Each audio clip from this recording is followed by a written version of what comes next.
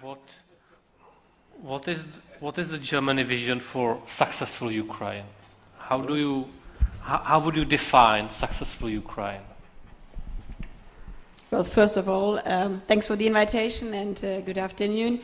But this is not a German vision, because what we are fighting for, what Ukraine is fighting for, is for the right every country has to define their own future by themselves. So it's not up to Germany, but I've been discussing with my friend Dimitro for a very long time now, because 6 months in a time of war seems like ages. And so I know what, not the vision, but what the future of Ukraine is, what Dimitro just said himself.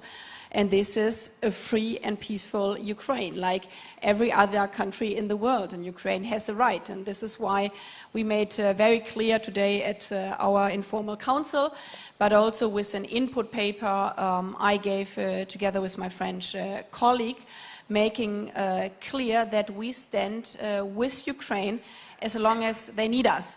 And because we all agree on this, and this is not a sentence to applause for, because this is just a normal thing if you believe in the rule of law and in the freedom in the world, I would maybe give some controversy in the discussion, and I've listened to your speech, which I really valued, but I would disagree on one sentence you said, of saying we shouldn't talk about maybe this war should go on for a longer time.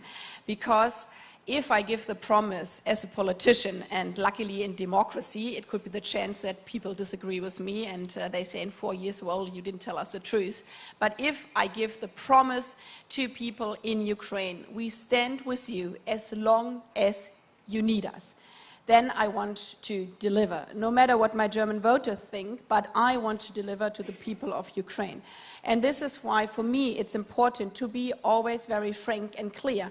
And this means every measure I'm taking, I have to be clear that this holds on as long as Ukraine needs me. And this is why I think it's so important that we have to be frank.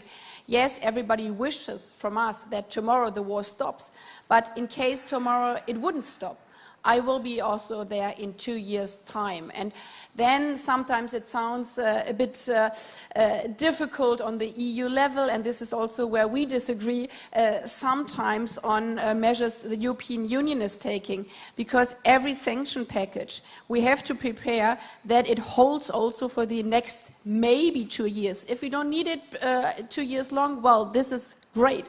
But if we would need it, it has to hold as long as Ukraine needs us. And we are facing now winter time where we will be challenged as democratic politicians. People will go on the street and say, we cannot pay our energy prices. And I will say, yes, I know, so we help you with social measures. But I don't want to say, okay, then we stop the sanctions against Russia.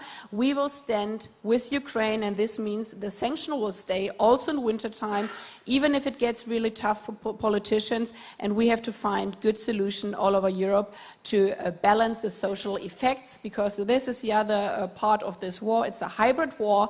The second strategy is to split our democracies, saying, okay, now the poor people are being left behind, and we have to give the answers. No, we stand in solidarity with everybody in our country as we stand with everybody in Ukraine.